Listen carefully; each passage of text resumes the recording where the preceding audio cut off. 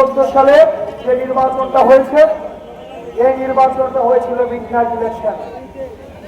এই নির্বাচনটা হয়েছিল 18 নির্বাচনটা ছিল মিডনাইট ইলেকশন। 2024 সালেও ভোট চুরি হয়েছে, 14 সালেও ভোট চুরি হয়েছে, 18 সালেও হয়েছে, 24 সালেও হয়েছে। তবে এই ভোট চুরিটা করা হয়েছে ফল প্রকাশের আগেই ভোটটাকে চুরি করা হয়েছে। কিন্তু এবার আমরা আরেক ধরনের মেকানিজম দেখলাম, এবারও ভোট চুরি হয়েছে, তবে সেটা ফল প্রকাশের পরে। আমরা দেখলাম দেশের 70% মানুষ গণভোটের পক্ষে ছিল, কিন্তু আমরা দেখলাম নির্বাচনের পরে এই ভোটটাকে চুরি করে ফেলেছে। সুতরাং জুলাইয়ের আগেও ভোট চুরি ছিল, তবে সেটা ভোটের আগে, ফল প্রকাশের আগে। আর জুলাইয়ের পরে ভোট চুরি থেকে গিয়েছে, তবু সেটা দিন দুপুরে ফল প্রকাশের পরে।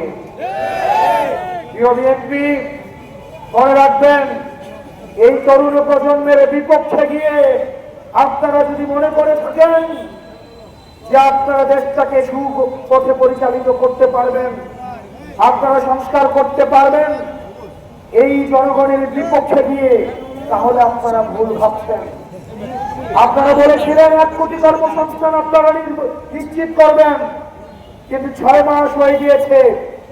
1 কোটি দূরে থাক, 50 লাখ দূরে থাক, 10 লাখ দূরে থাক, 1 লাখ দূরে থাক, একটা কর্মসংস্থান আপনারা নিশ্চিত করতে পারেন নাই।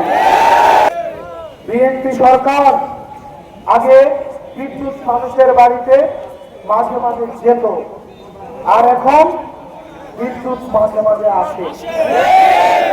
বিএনপি সরকারের জনগণের হাতে হারিকেন আর মোমবাতি জ্বালিয়ে দিয়েছে, হারিকেন আর মোমবাতি ধরিয়ে দিয়েছে বিদ্যুতের পরিবর্তে। আমরা দেখেছি বিদ্যুৎ মন্ত্রী সংসদে দাঁড়িয়ে উনি অসত্য তথ্য দিচ্ছেন। উনি বলছেন সারা দেশে নাকি কোনো লোডশেডিং নাই।